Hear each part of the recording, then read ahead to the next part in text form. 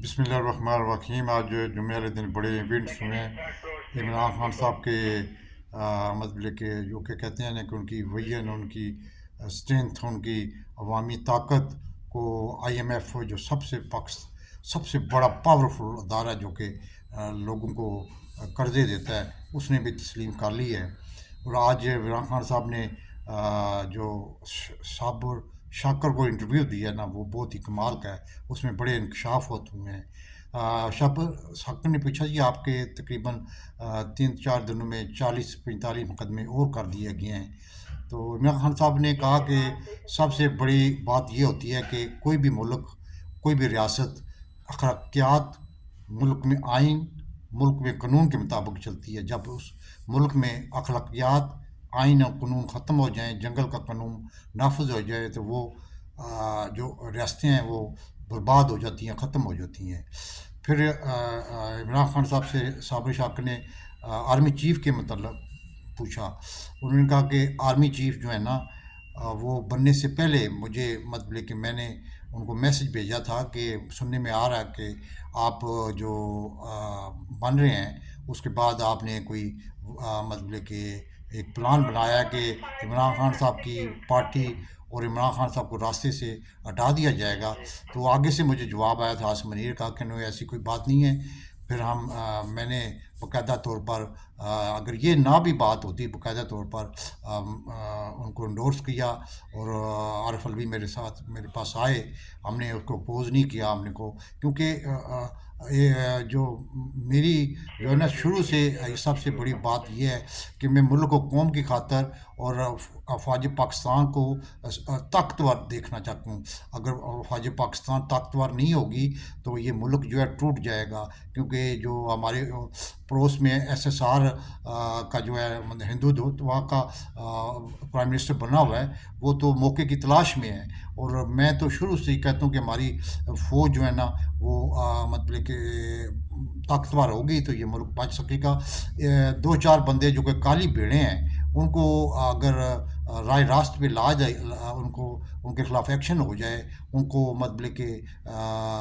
कि अपने हद में रहने के लिए हिदायत हो जाए, तो ये मुल्क तरक्की कर जाए। मेरा मकसद जो तनकीद होती है, या मेरा मकसद जो फ़ौज पे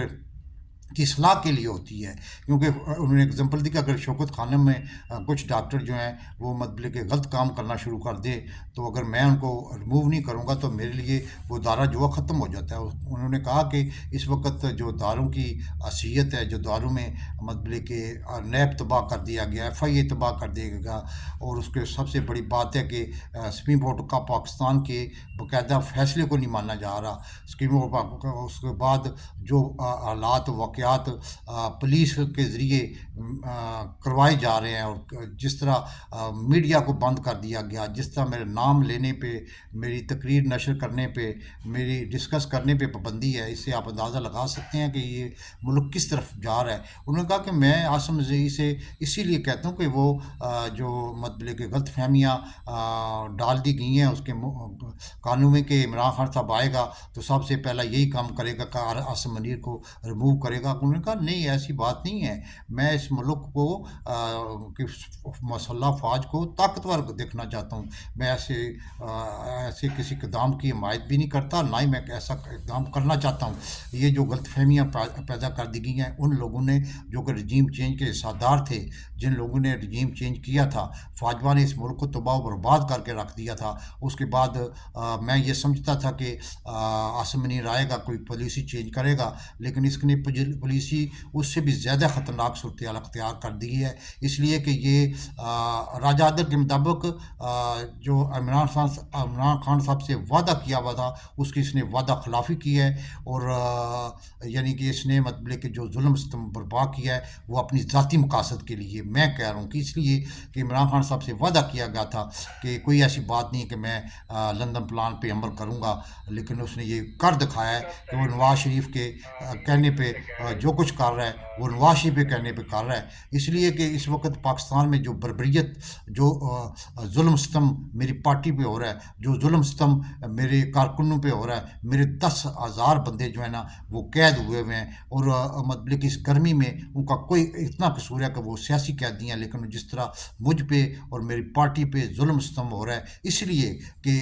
جو سلسلہ مافیا کا سردار ہے وہ اس فوج کو میں کہہ رہا ہوں کہ انگلیوں پہ نچار ہے، اور عاصم منیر نے یہ ثابت کر دیا ہے کہ وہ اس کو جھنڈے کو پائے تکمیل تک پہنچا رہے ہیں۔ میں کہہ رہا ہوں، عمران خان صاحب نے نہیں کہا، لیکن یہ ہے کہ یہ چیزیں صابر شاکر نے پوچھی ہیں، انہوں نے کہا کہ یہ جو کچھ ہو رہا ہے، صابر شاکر نے کہا جی ہمیں پتہ ہے کہ آپ کا نام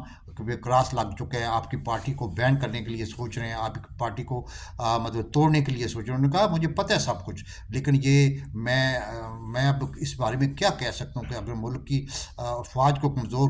کرنے والے خود ہی کمزور کر رہے ہیں تو اس میں میرا کیا قصور ہے؟ میں نے تو اس وقت جس وقت مجھے میسج دیا گیا تھا کہ آپ بے فکر رہے، آصف منیر کی وجہ سے کہ ایسی بات نہیں ہوگی، لیکن اس بندے نے یہ ثابت کر دیا ہے کہ واقعی یہ راجہ عادل کے مطابق یہ خود غرض اور لالچی آدمی ہے، یہ اس نے اپنے عمل سے ثابت کر دیا ہے۔ اگر عمران خان صاحب کو اس نے پیغام بھیجا تھا ایسی کوئی بات نہیں ہے سر، لیکن اس نے یہ ثابت کر دیا کہ واقعی وہ ایسی بات ہے۔ انہوں نے کہا کہ میں تو آزاد خیال بندہ ہوں، میں تو کسی کی غلامی قبول کرنے کے لیے تیار نہیں ہوں، میں تو پہاڑوں پہ مطلب کہ سیر کرنے کے لیے جاتا تھا، میں 3.5 سال جو ہے وہ بڑا مطلب مشکل میں نے گزارے تھے، اور اس لیے میں مطلب کہ مجھے کوئی فکر نہیں ہے، جتنے مرضی مقدمات بنا دیں،